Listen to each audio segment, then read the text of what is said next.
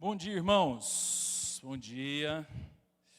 Vamos seguir aqui com as nossas aulas. Hoje é a nossa quinta aula, né, oficialmente. Eu ia falar, cadê o professor Marcos? Ele foi levar as meninas, né, e tudo. Mas domingo passado o Marcos deu aula, a gente iniciou o livro 2. Vamos lá, gente. Livro 2, de quanto a quanto? 42 a 72? E aí, quem dá mais? Quem dá menos? É isso mesmo? Todos com a Vaneide? Isso mesmo, correto. Agora vamos lá, segunda pergunta da prova oral, hein? Se no livro 1, que é Salmo de número 1 ao Salmo 41, o tema central é a confrontação, no livro 2, qual é o tema? E aí, vixi. Ninguém, gente? Salva aí sua classe, Sirley. Você não vai salvar, não? Jefferson, salva. Eu estou para os biblistas de plantão aqui. O tema do livro 2. Comunicação. Amplia-se agora o número de autores. E aí, nós temos, de acordo com o que aprendemos com Marcos, né? Eu digo nós porque eu assisti a aula depois, viu? Eu também sou aluno, sou professor e aluno ao mesmo tempo. Estava cozinhando um dia, né? Assisti a aula dele depois. Né? Mas os salmos, os filhos de Corá vão compor agora, além de alguns salmos, muitos salmos de Davi, um salmo de Salomão, terminando, né? E a gente tem um momento agora muito interessante de pensar a relação do salmista com o outro, né? Aí, Marcos, você perdeu a prova oral aqui. Você vai ter que dar recuperação. Estou brincando, salvou aqui, né? Bom, e hoje nós vamos então, no meu dia, né, na dobradinha com o Marcos, eu batizei esse dia de análise psicoteológica. Por quê? Porque nós vamos ter uma perspectiva pastoral, aplicada, daquilo que nós estamos lendo aqui. Então, dá para ver que as perspectivas das aulas são distintas, mas elas se completam. Né? A aula do Marcos é uma aula teológica, uma aula que vai a fundo nos originais, nos leva a uma compreensão da estrutura textual, do porquê de algumas coisas, repetição das palavras, como ele trouxe muito bem, a questão do Yahvé e do Elohim, como é que isso vai se dando na forma do texto, né? As autorias, a relação disso com a Bíblia, enquanto expressão de todo, né? E por aí vai. No meu dia, nós eu vou eleger naturalmente alguns salmos, normalmente 3 a 4, é o que o tempo nos permite, e hoje o tempo já está até avançado, já são 11h18, para a gente poder fazer uma análise aplicada, né, pensar um pouco nas palavras do salmista, a partir da nossa realidade. Tá? Vamos naturalmente fazer uma pincelada no contexto, para que as palavras possam ocupar um lugar de significado, né? Mas a ideia é que a gente faça algo mais específico para a nossa rotina, para o nosso dia a dia. E eu começo, né, com esse versículo 10 do Salmo 46, que a gente tem no livro 2, né, que é essa voz de Deus tendo um lugar no saltério. O próprio Deus falando, né, e como o salmista ele vai ser preciso em dar esse lugar, como se Deus estivesse escrevendo o salmo com ele. E aí, agora é a hora de Deus falar. Fala aí, Deus. E Deus dizendo, aquietai-vos. Né? Naturalmente, não é o salmista se ocupando do papel de Deus, pedindo para as pessoas se aquietarem, porque ele era Deus, jamais. Né? É o próprio Deus ali, naquela revelação, trazendo essa perspectiva de uma quietude tão cara para nós, né? Hoje nós vamos falar muito sobre isso. Uma quietude que nos custa tanto, principalmente nos dias que vivemos, dias tão corridos, tão cheios, tão atravessados de inquietações, né?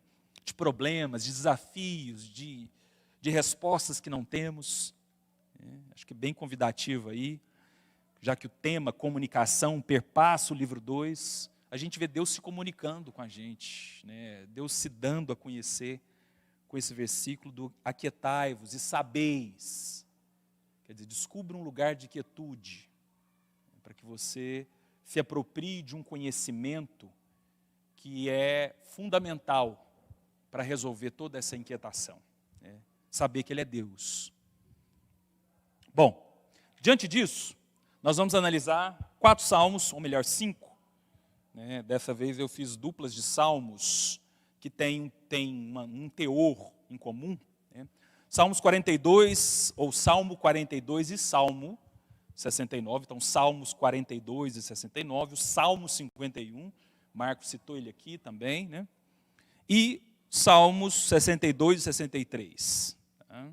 Nós vamos então pensar 3 perspectivas aqui, diante desses salmos. E o primeiro, Salmos 42 e 49, né?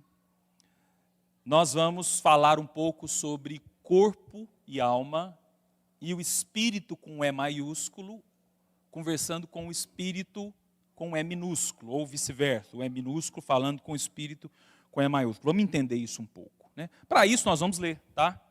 Acho que é importante a gente fazer essa leitura, apesar de ser salmos bem conhecidos. O Marcos iniciou a aula dele lendo o 42, que é o início do livro 2, né?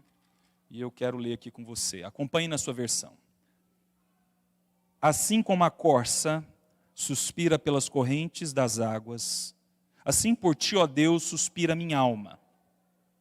A minha alma tem sede de Deus, do Deus vivo. Quando irei e me apresentarei diante da face de Deus?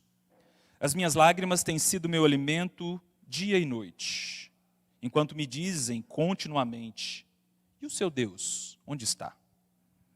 Lembro-me destas coisas e dentro de mim se derrama a minha alma, de como eu passava com a multidão de povo e os guiava em procissão à casa de Deus, entre gritos de alegria e louvor, multidão em festa.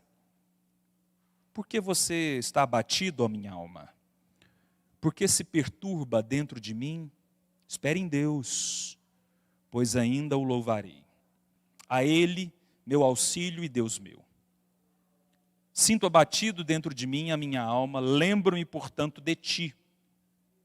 Nas terras do Jordão, no Hermon e no monte Mizar, um abismo chama outro abismo, ao ruído das tuas cachoeiras, todas as tuas ondas e vagas passaram sobre mim. Contudo, ó Senhor, durante o dia me concede a sua misericórdia, de noite está comigo o seu cântico, uma oração a Deus da minha vida, ao Deus da minha vida. Pergunto a Deus, minha rocha, por que te esqueceste de mim? Porque hei de andar eu lamentando sob a opressão dos meus inimigos? Os meus ossos se esmigalham quando os meus adversários me insultam, perguntando sem parar: e o seu Deus, onde está? Porque você está abatido, a minha alma, porque se perturba dentro de mim. Espere em Deus, pois ainda o louvarei, a Ele meu auxílio e Deus meu. Dá um pulinho no 69 agora, ele é um pouco mais extenso, e aí eu vou ler só alguns versículos, por conta do tempo. Salmo 69. Esses primeiros são de autoria os filhos de Corá, como a gente aprendeu também com Marcos, né? Sobre isso. Esse segundo agora, que nós vamos ler, é de Davi. Diz o seguinte: salva-me, ó Deus, porque as águas me sobem até a alma. Estou atolado num profundo lamaçal que não dá pé. Entrei em águas profundas e estou sendo arrastado pela correnteza. Estou cansado de clamar e a minha garganta secou e os meus olhos esmurecem de tanto esperar por meu Deus. Os que sem razão me odeiam são mais numerosos do que os cabelos da minha cabeça. São poderosos os que querem me destruir. Os que com falsos motivos são meus inimigos. Por isso tenho de restituir o que não roubei. Tu, ó Deus, bem conheces a minha insensatez, e as minhas culpas não te são ocultas. Não sejam envergonhados por minha causa os que esperam em ti, ó Senhor Deus dos exércitos. Nem por minha causa sofram vexame os que te buscam, ó Deus de Israel. Pois tenho suportado afrontas por amor de ti. E o meu rosto se cobre de vergonha.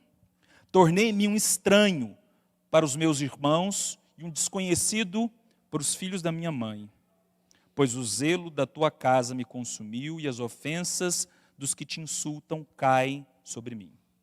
Chorei, jejuei, mas até isso se tornou motivo de deboche para mim. Pus um pano de saco por roupa e me tornei motivo de provérbio para eles. Os que se assentam junto ao portão da cidade falam de mim, e eu sou motivo para cantigas de bêbados. E o salmista segue, a gente leu só até o 12, este em especial vai até o 36. Vamos lá, irmãos. A partir disso, quero pensar alguns princípios que tanto os filhos de Corá como Davi vai apresentar a nós aqui. Antes do contexto, se a gente pegar a ordem cronológica ali, nos escritos que a gente encontra em 1 e 2 Samuel e os Salmos, a gente localiza, guardadas as proporções aí que possa ter, bem métricas do tempo, mas entre o capítulo 16 e 17 de 2 Samuel, o que a gente tem sendo narrado ali? E a gente falou um pouco disso também na minha aula, há 15 dias atrás, no mês passado. Davi fugindo de Salomão, Absalão, a digitação aqui foi. Davi fugindo de Absalão, hoje a gente vai falar muito disso, dessa relação com esse filho dele, essa fuga. O deserto como única possibilidade, porque ele foge e vai para o deserto, junto com um grupo de pessoas. E a gente termina, eu ia ler se o tempo fosse favorável, mas senão a gente não consegue chegar nem na metade se eu for ler. Mas vale depois a sua leitura desse recorte que eu fiz aqui, 16, de 15 a 23. O que você tem aqui? Alguém lembra? Capítulo 16, tem uma aberração que até ler para mim é indigesto, eu acho que para você também. Absalão tendo relações sexuais com as concubinas do pai dele, ali, no terraço, para todo mundo ver, para impor a sua rebeldia e seu poder a partir dos conselhos que foram dados a ele. O final do capítulo 17 tem um momento em que a provisão está chegando no deserto para Davi e para os seus, mas o versículo 29 termina ali, o capítulo 17, dizendo com o quão famintos, cansados e sedentos eles estavam naquela condição. Então esse é o contexto que esses salmos serão escritos. Um contexto de muito desafio, contexto de injustiça, contexto onde o corpo já não respondia mais, o cansaço estava consumindo, naturalmente até as orações, a gente vê isso aqui, em especial no Salmo 69. Estava desafiada por aquela realidade. A partir disso, irmãos, deixa eu pensar aqui algumas expressões que a gente encontra, seja no 42, seja no 69. A primeira delas é a alma. E aí, para fins didáticos, eu quero fazer uma breve divisão aqui de corpo, alma e espírito. Tá? Corpo, entenda-se, fisiologia. Corpo, entenda-se, pele, carne, músculos, sistemas, aquilo que é possível ser verificado no exame e tudo mais, aquilo que é possível apalpar, aquilo que os olhos podem ver. Então, por isso nós vamos chamar de corpo. Tá? Alma, nesse nosso contexto de hoje aqui, a partir dos Salmos, nós vamos chamar desse aspecto que envolve as emoções, a mente, memória, como nós reagimos diante de circunstância com as nossas emoções. Como é que a gente procura uma solução para algum problema, ou como o problema nos encontra e não temos solução. Aonde tudo isso vai se organizando, nós vamos chamar de alma. Na alma tem a nossa história de vida. Na alma tem uma coleção de acontecimentos que nos acometeu ao longo da vida. e que durante a nossa caminhada, esses acontecimentos podem vir para a cena, gerar medo, gerar confusão, gerar temor, né? E uma série de outras coisas. E por espírito, aqui, e essa palavra espírito, ela não aparece, né, no Salmo, nenhum dos dois, tá? Mas aqui é a minha inserção para compreender o que o salmista está traduzindo quando ele fala com Deus e fala com a alma dele. Por espírito aqui, nós vamos entender aquilo que foi soprado em Gênesis, o fôlego de vida, é aquilo que volta para Deus. É aquilo que numa congregação assim, irmãos, quando a gente está orando a Deus, a gente pode dizer que Deus está falando com a gente, ou seja, é a instância que existe dentro de nós que nos conecta a Deus. É aquilo que quando você passar dessa para uma bem melhor, o corpo apodrece aqui, a alma encerra e o espírito sobe. Só para a gente entender aqui, de maneira bem simples. Tá? Esse entendimento vai nos ajudar a compreender o diálogo que o salmista vai fazendo com a alma dele. Okay? Então ele começa dizendo de uma alma que está abatida. E aí, esse abatido, né? O que é algo abatido? Né? Vamos dar um abatimento em alguma coisa aqui. Via de regra é sinônimo de esmurrar. Existe um atrito intencional, existe uma força despendida ali, e isso vai abatendo. Então, uma alma que está esmurrada pela circunstância. Quer dizer, é a expressão que ele utiliza para tentar caracterizar a dor dele. Como o sentir dele estava conversando com tudo que estava ao redor dele ali. Então, aquilo que estava acontecendo, os desafios que ele estava vivendo, eram murros e murros que a alma dele ia levando.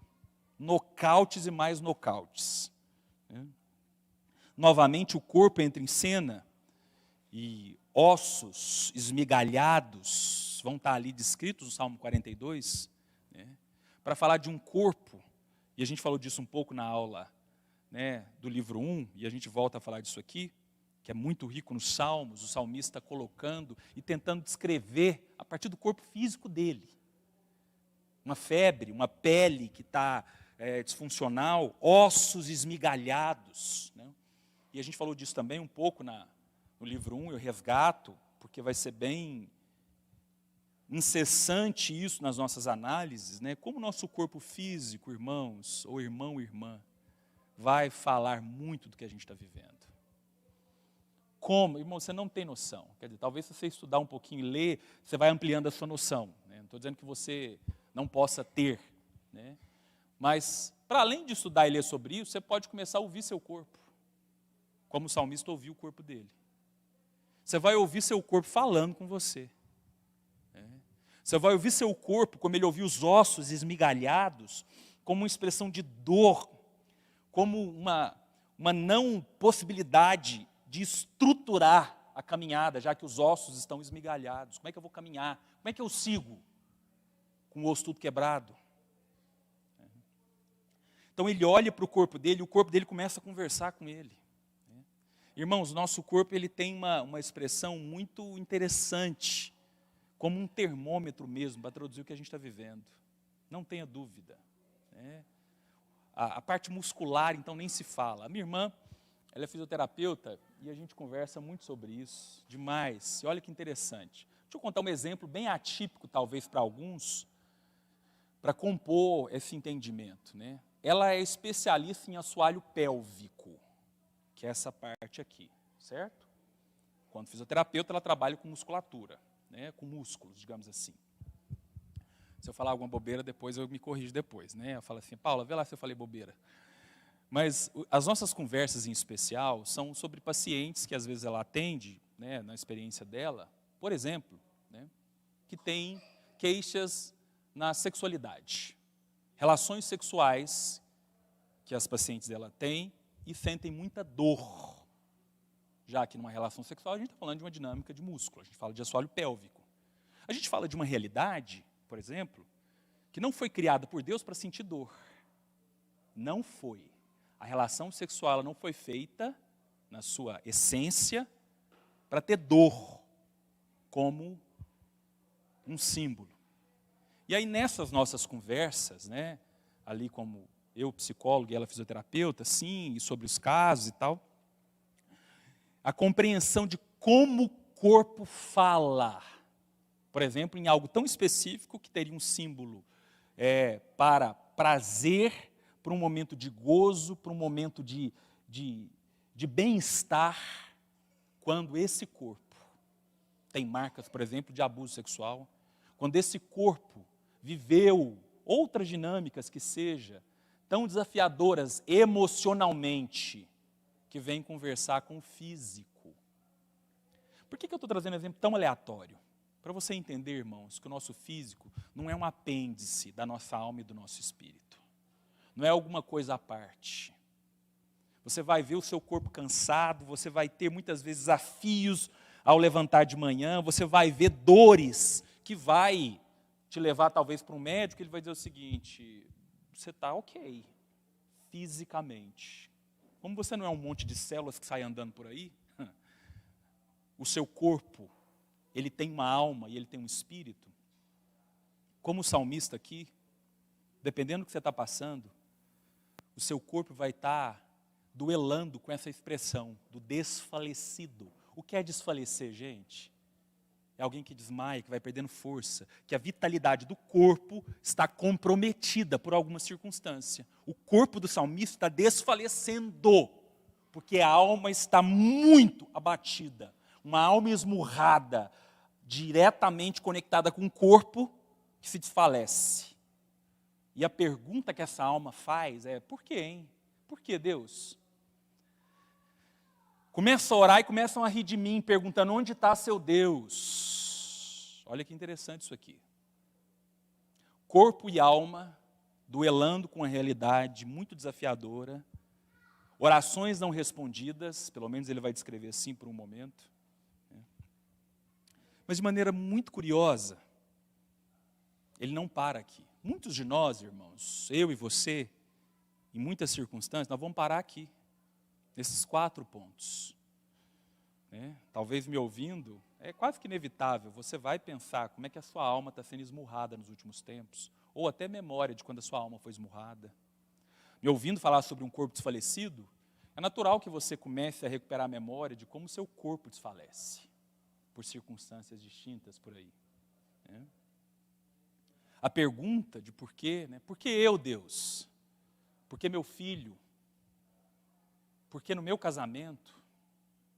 Por que na minha vida, Deus? Por que na minha casa? Por que? Ela talvez seja uma das mais comuns, da ordem do não dito. O que é da ordem do não dito? Aquela que não é pronunciada verbalmente, mas está ecoando aqui dentro, no dia a dia, nas circunstâncias. Também encontra o salmista como me encontra e te encontra. E a sensação, não sei você, irmãos, mas eu tenho essa sensação às vezes, de orações não respondidas. Orações que parecem que não alcançaram, e aí tudo aquilo, começa a vir, culpa, a fé começa a enfraquecer. E aí o salmista nos apresenta algo muito precioso. Nos 2 salmos, tanto os filhos de Corá quanto Davi. E muitos outros, mas no recorte aqui, que a gente se propõe. Existe uma instância, irmãos, isso é bíblico, tá? Que é o Espírito, com E minúsculo, que é esse que habita em cada um de nós, que é o que nutre ou é nutrido, irmãos, quando a gente está em comunhão, que é o que é nutrido quando a gente, num processo intencional, vai meditar e ler a palavra, que é aquilo que vem compor a nossa vida, mas não é o nosso corpo e não é a nossa alma, é o espírito humano, é aquele que ouve Deus, é aquele que pode ser resgatado, mesmo diante de toda uma circunstância, um conjunto de circunstâncias favorável, ele pode dizer assim: o que foi minha alma? Vamos conversar, minha alma, porque você está abatida, você está esmurrada, o corpo está desfalecido, mas existe um conceito de esperança. Esse Espírito ele tem uma memória maravilhosa, que nos ajuda a trazer esperança. Esse Espírito, ele tem uma dinâmica, quando ele é acionado, nutrido, alimentado, que é onde se dinamiza a minha fé e a sua, lá está a fé. Da gente conseguir, em situações muito desfavoráveis, conversar com o nosso corpo e a nossa alma. Num momento de oração, num momento de contrição, num momento de abrir a palavra e tantos outros, a gente ser surpreendido com alguma coisa que a nossa alma por si só não produziria, porque ela está esmurrada, o corpo está desfalecido. Não pense você que a sua alma vai produzir alguma coisa nessa hora. O Espírito. Esse Espírito que vai responder ao Espírito Santo, que é o que o salmista faz, né? Por que você está abatido? Espere em Deus. Quer dizer, ele começa ali naquele momento a orientar toda a dinâmica de vida dele, por mais desafiador, pesado e difícil que esteja, a olhar para Deus. Irmãos, eu não estou dizendo que isso é fácil. Eu não estou te vendendo uma receitinha fácil e boba, não. Mas eu quero te desafiar como eu me desafio a fortalecer o espírito e ver no que isso dá. Eu quero te desafiar como eu me desafio a ler homens e mulheres de Deus, aonde o espírito foi fortalecido, ou até mais simples, vai para Jesus. Vamos falar de Jesus aqui? Vamos falar do Getsemane? Quinta-feira à noite, antes de sexta. Foi quinta, Marcos? Foi, né? Sexta? Depende, né? Tem que olhar para o Marcos. Se eu der um vacilo aqui, você me corrige, Marcos. Me salva, hein, Marcos? Não me deixa na fogueira, não, teológica. Não me queima na fogueira, não, me salva. Mas vamos colocar simbolicamente que seja quinta-feira. Né? Getsemane. Corpo suando em sangue. Corpo, assim, pleno a entrar num colapso. Corpo físico. Alma angustiada. Oh Deus, passa. Eu estou triste. Alma rejeitada. Tem um negócio de rejeição aí, crois, como diz o Doni, que é esse ir para os seus amigos e naquele momento de muita dor e angústia, você não tem nenhum amigo ali, porque está dormindo, está cochilando. Né? Uma alma triste, angustiada, abatida, alma abatida.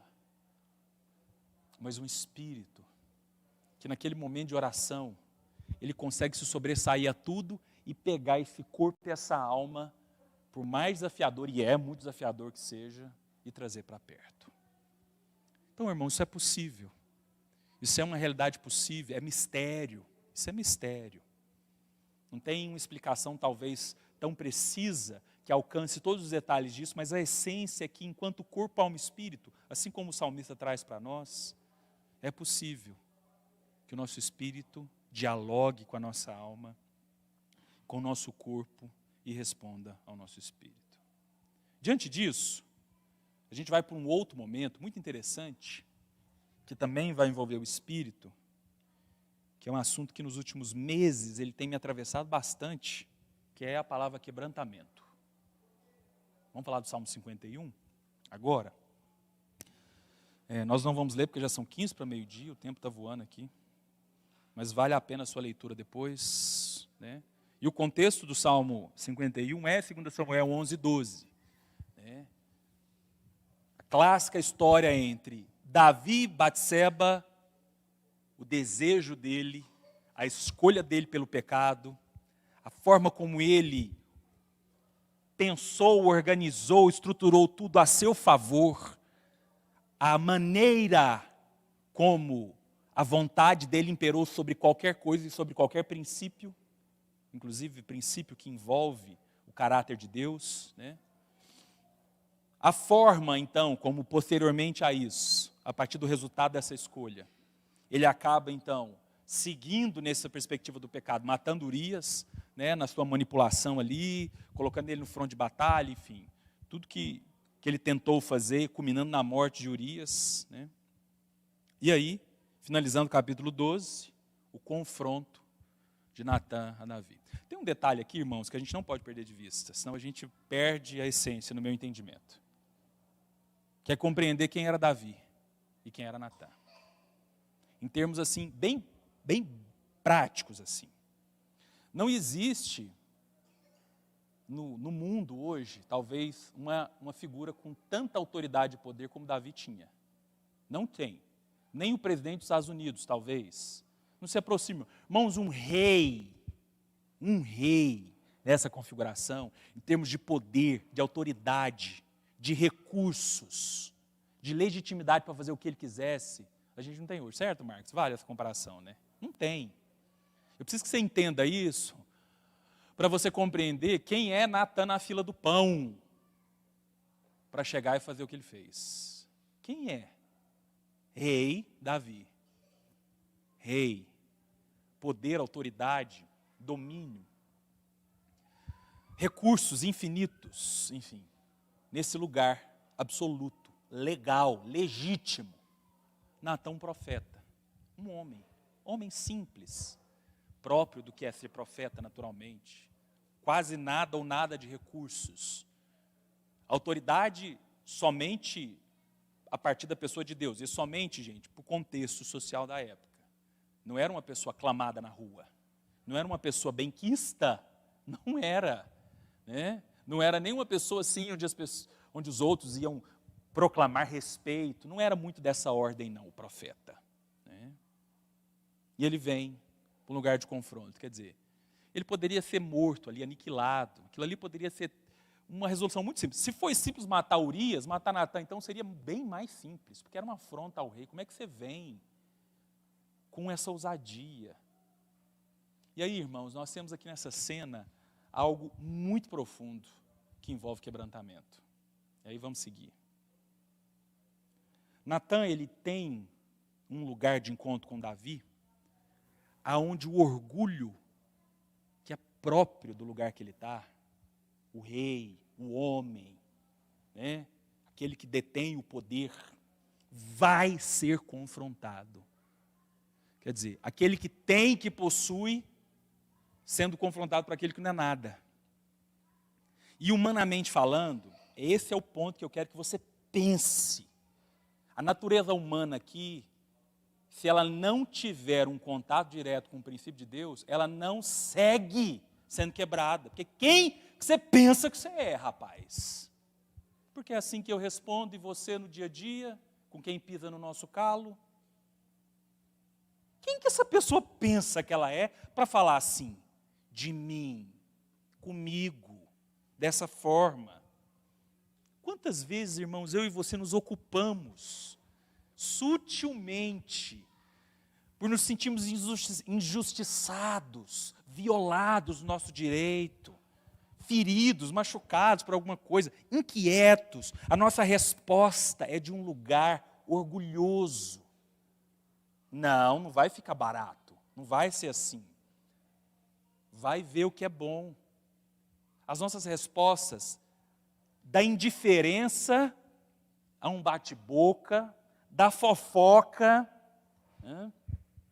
A o prejudicar o outro que me prejudicou, porque eu consigo prejudicar ele, talvez seja o que há de mais trivial entre eu e você, irmãos, no nosso dia a dia. A gente consegue sustentar bem o nosso orgulho, irmão. Não se distancie disso aqui, não. Pelo menos eu te desafio, né?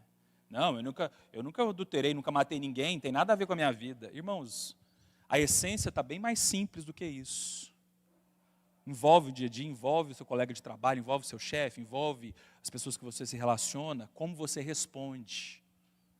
No caso de Salmo 51, a gente tem um orgulho sendo quebrado, porque se permite ser quebrado. Esse é o efeito do quebrantamento. Irmãos, quebrantamento é uma escolha. Quebrantamento não é natural. Sabe o que é natural para mim e para você? Resistir. Quando a gente é ferido. Você se defende, você vem. Naturalmente, eu te desafio a pensar na sua rotina e eu na minha. Nós não respondemos com quebrantamento. Você se responde na defesa. E essa defesa, naturalmente, para ela ser sustentável, ela tem que ser dura. Segura aí. Ah, você vai ver. Você pega os recursos que você tem, né, para poder ser vítima. Irmãos, o papel de vítima, ele é extremamente sorrateiro. E tem um jeito de identificar ele. Na nossa vida, no nosso dia a dia, rotina, as questões de relacionamento, né? Normalmente, quando eu e você somos vítimas de alguma coisa, nós nos isentamos de um grau de responsabilidade. Porque, gente, qual é a responsabilidade que uma vítima tem? Ela foi vítima. Alguém a assaltou, alguém a violentou, alguém a prejudicou. Uma vítima é isenta de responsabilidades. E nós temos essa tendência, irmãos. Se desafia a pensar sobre isso. Você se isenta. Na verdade, às vezes, para ficar um pouco mais aceitável, eu e você, a gente até azeita um pouquinho. Eu errei nisso aqui, mas deixa ficar bem claro aonde que o outro errou. E eu até assim poderia, mas a gente já tem ali. Claro, até para ter um pouco de bom senso. Alguns não têm nada de bom senso, mas a gente acaba tendo um pouquinho, coloca o nosso, mas é bem raro, para não dizer impossível, que naturalmente você não se ocupe de uma vitimização quando as questões estão desfavoráveis a você. Quando o seu direito está em cena. Gente, era direito de Davi resolver aquilo ali de maneira muito simples, ele era rei. Quer dizer, ele poderia fazer uso de um direito autoritário e acabou, resolve a vida. Mata esse profetinha, Zé Ruela, e pronto. Quem que ele pensa que ele é para vir aqui, enfiar o dedo na minha cara e falar o que eu tenho? Eu não sei se você já pensou nisso, irmãos, mas o contexto aqui, ele não era natural para pensar e aclamar Natã. O rei era Davi, não Natã. E no Salmo 51, a gente descobre uma escolha muito curiosa, inspiradora para nós. Uma confissão sem vitimização. Você vai ver no Salmo 51 a escolha sendo declarada. Eu pequei, eu escolhi, a minha culpa. Ele se coloca e não se ocupa dessa veste tão miserável que a gente se lança nela, porque ela nos é confortável e nos isenta de responsabilidade. Ele vai traduzir a necessidade de redenção, de salvação. Quer dizer, se não for o Senhor, não tem salvação para mim. Eu estou em pecado. E aí, olha que interessante, esse eu quero ler com você. Versículo 12 do Salmo 51, eu chamei aqui de escolha sustentável. Você vai entender por quê, preste atenção. Versículo 12 diz o seguinte: restitui-me a alegria da tua salvação. É o lugar da redenção que ele está pedindo. E sustenta-me com um espírito voluntário. Isso aqui é interessantíssimo. Senhor, sustenta em mim uma escolha.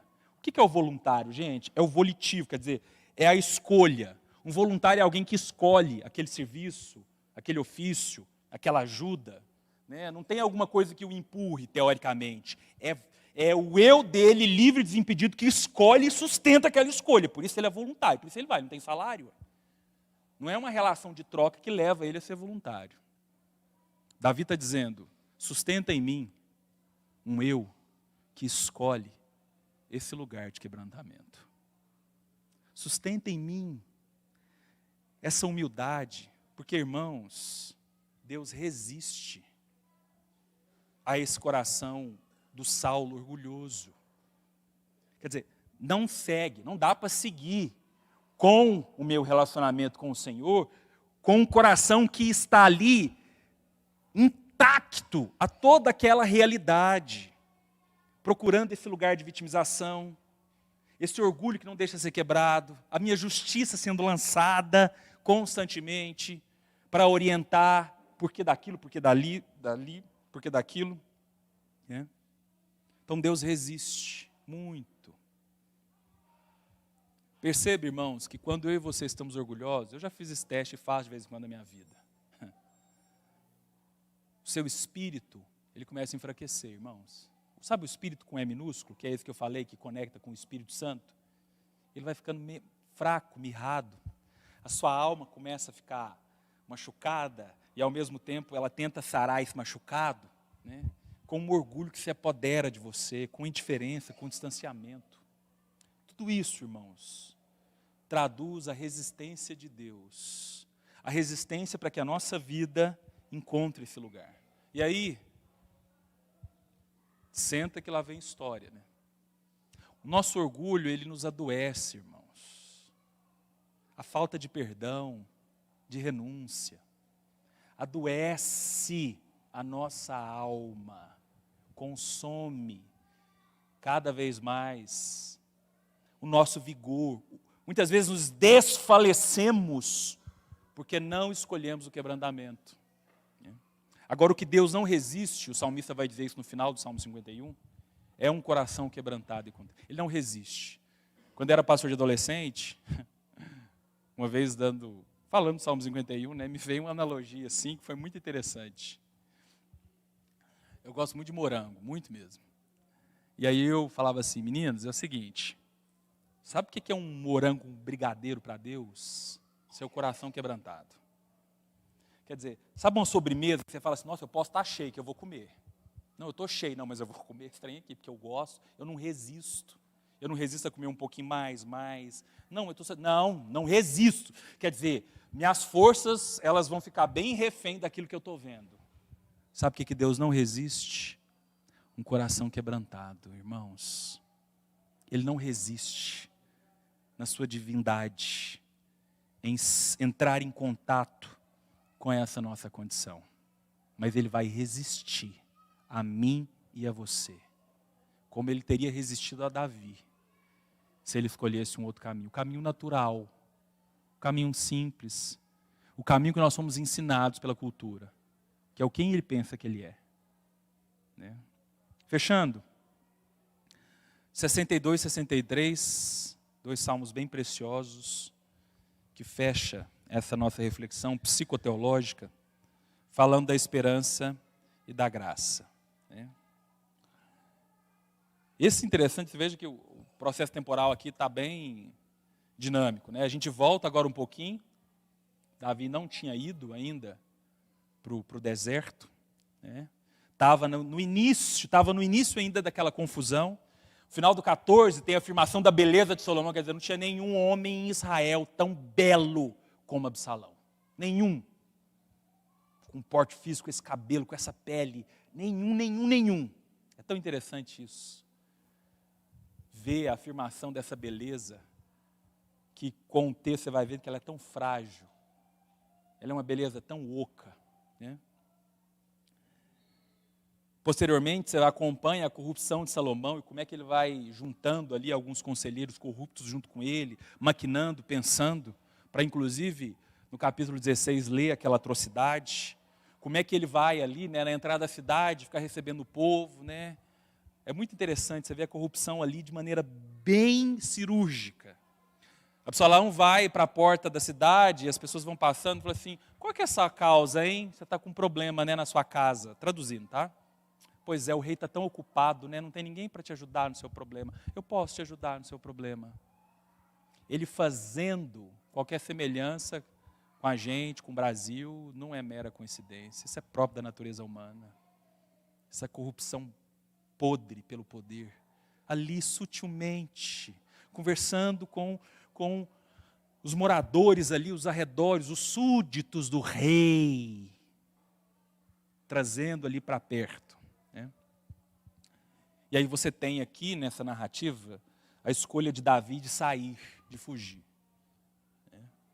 De deixar Absalão nesse lugar dele. Preste atenção no que o Davi vai traduzir para nós aqui. Deixa eu ler um desses dois, rapidamente aqui, só para a gente ter uma referência boa. 62 e 63. Somente em Deus, 62. A minha alma espera silenciosa. Dele vem a minha salvação. Só Ele é a minha rocha, a minha salvação, meu alto refúgio. Não serei muito abalado. Até quando vocês atacarão um homem, todos vocês, para o derrubarem, como se fosse uma parede pendida ou um muro prestes a cair? Só pensam em derrubá-lo da sua dignidade. Eles se alegram na mentira. De boca bendizem, porém no interior maldizem. Somente em Deus, ó minha alma, espere silenciosa, porque dele vem a minha esperança. Só Ele é a minha rocha, a minha salvação, meu alto refúgio, não serei jamais abalado. E aí ele segue. E o 63 também dá um desfecho bem interessante nesse sentido. Tem um versículo, quero só destacar ele aqui, porque eu vou trazer ele para a cena, no 63, né? Fala da sede que Davi tem, né, da pessoa de Deus. No versículo 3 diz o seguinte: porque a tua graça é melhor do que a vida, e os meus lábios te louvam. Vou pegar esses elementos aqui de esperança e graça.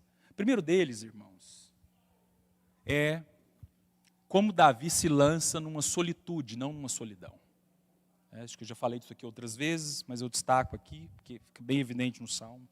A solidão é quando a sua condição de não ter ninguém, ela é fruto da escolha do outro. Quer dizer, o outro te rejeitou, o outro te abandonou, o outro te deixou, e aí você vai viver o gosto amargo da solidão.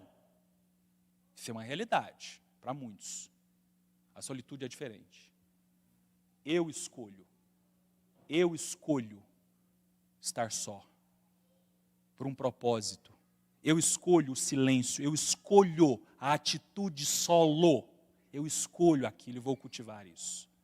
A solitude, inclusive, é uma disciplina espiritual necessária, muitas vezes, para a gente poder acalmar essa polifonia que nos envolve e, numa atitude de separação, poder contemplar isso, né?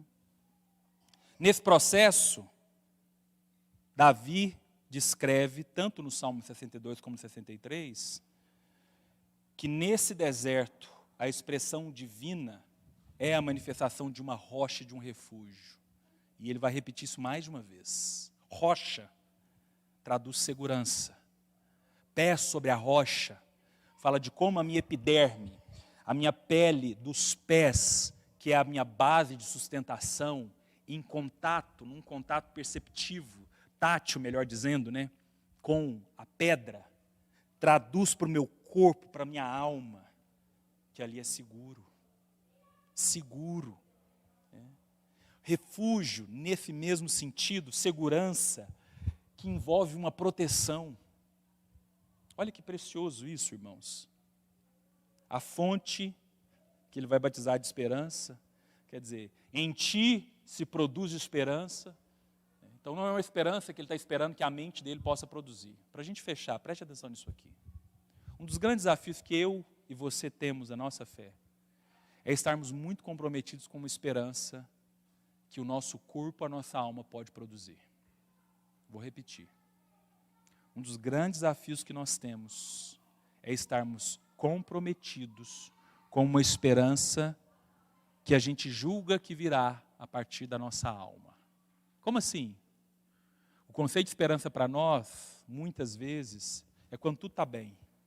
Aí a alma está feliz, tem dinheiro, tem quem me ama, né? O emprego está tudo bem, não estou brigando com ninguém. Logo, a alma tem o quê? Esperança.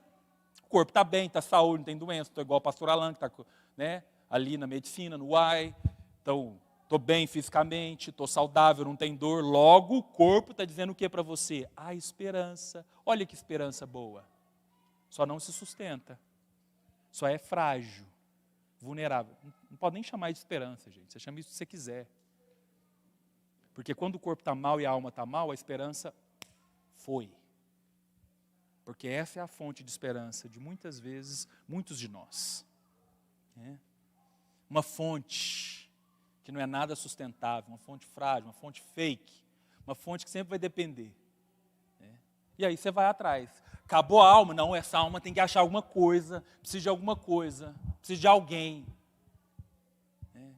Precisa de alguém, precisa de um relacionamento, precisa de uma cama. Falando de relações sexuais, de procurar alguma coisa. Preciso, para que a esperança seja nova. Preciso de uma experiência. Preciso de viver alguma coisa. Vai atrás de fontes rotas, secas, tidas por esperança. O salmista apresenta um outro conceito de esperança.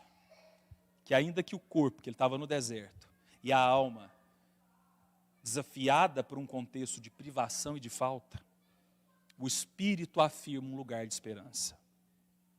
E aí, eu fiz um jogo de palavras aqui, né, onde o Espírito busca, porque a alma tem sede e o corpo está cansado. Né? Então, um corpo cansado e uma alma sedenta pode a partir do espírito que está buscando encontrar a fonte.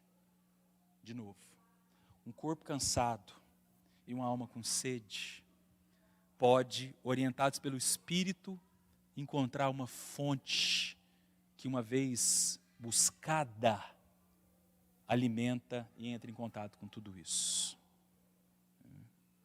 Logo, o salmista vai então ressignificar o que é a vida. Tem uma canção que eu gosto muito, que o autor, que é o Daniel Nunes, né, um jocumeiro, inspirou nesse Salmo 63. Quando ele fala que o teu amor e a tua graça é melhor do que a vida. Irmãos, a gente fecha essa nossa análise, né, essa nossa reflexão, no deserto com Davi, tendo toda essa atrocidade vivida ali por Absalão, seu filho, e ele descobrindo um lugar que é mistério, que não se explica, se vive. Graça não é algo que pode ser teorizado, né? Então, é uma maneira de existir e de ser e de viver, onde a minha vida, inclusive, quando eu leio a tua graça é melhor que a vida, quer dizer, até as minhas necessidades pessoais, até aquilo que a minha alma e meu corpo está querendo, não fica tão importante mais. Se ressignifica o que é necessidade, o que eu preciso, o que me faz bem, aquilo que resolveria o meu problema. Que problema? Quer dizer, nada muda, mas tudo muda. O problema talvez insiste, duela, fica ali, né? A gente não consegue ter um desfecho, mas pelo Espírito, isso é mistério, irmãos. Mas a gente pode, lendo a palavra de Deus, não sou eu que estou afirmando isso aqui para você não, como se eu soubesse disso. Não. A partir da palavra de Deus, e tendo vivido muitos momentos assim, uns mais, outros menos, sendo reprovado em outros, descobrindo como ser aprovado naquele de lá, a afirmação de uma fonte inesgotável, de uma esperança que não nos decepciona. Fecho, lembrando a mim e a você, que tudo isso só vai fazer sentido se a gente não se esquecer que a gente está voltando para casa. Se a minha casa é a sua, é aqui nesse mundo. Se eu olho para o meu casamento e para o seu, se eu olho para a criação dos meus filhos e você para os seus, se eu olho para a minha conta bancária, para o meu futuro, se eu olho para qualquer coisa, achando que a minha casa é aqui, então se contente em viver uma vida miserável, tentando achar esperança na sua alma e no seu corpo. Fica à vontade, aí é contigo. Se a gente se envolve numa perspectiva de maranata, de ora vem Senhor Jesus, orientando o nosso espírito, conversando com o nosso corpo e a nossa alma, em afirmar que nós estamos voltando para casa, que a minha vida não é aqui. Por isso que a tua graça é melhor do que tudo que eu vivo aqui, nós podemos alcançar o que o salmista alcançou aqui. Amém, irmãos? Vamos orar? Feche seus olhos, por favor. E a partir daquilo que Deus falou com você, responda para Ele em oração.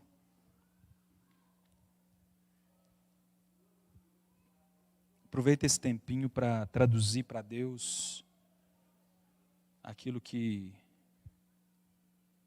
você não está dando conta de fazer, aquilo que está te doendo.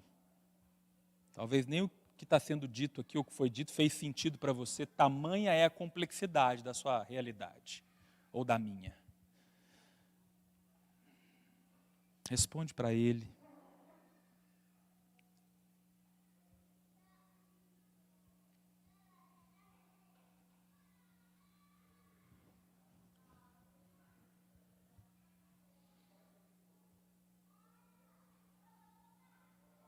Recebe, Senhor, nessa manhã aqui, já agora, início de tarde, as nossas orações, Senhor. Que nesse momento, inspirados nesses princípios bíblicos tão preciosos, de como nosso espírito pode pode conversar com a nossa alma, com o nosso corpo. Como esse Espírito possibilita que a gente viva o quebrantamento como uma característica própria no nosso dia a dia, Senhor.